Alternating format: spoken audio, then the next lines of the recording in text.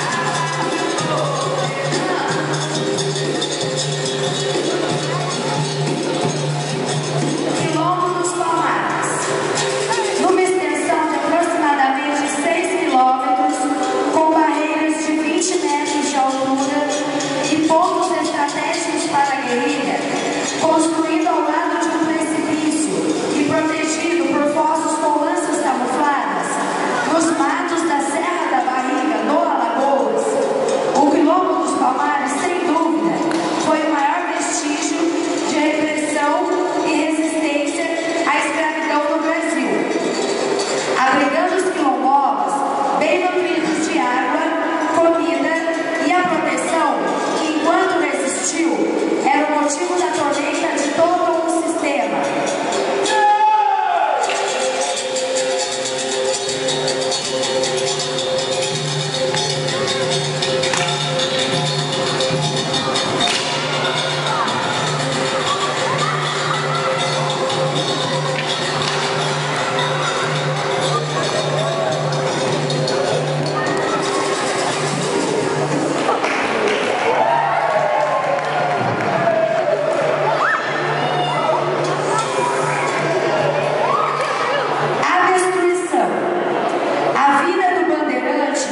Jorge Velho, o caçador de índios e especialista em guerras, foi para definitivamente dar fim aos quilombos.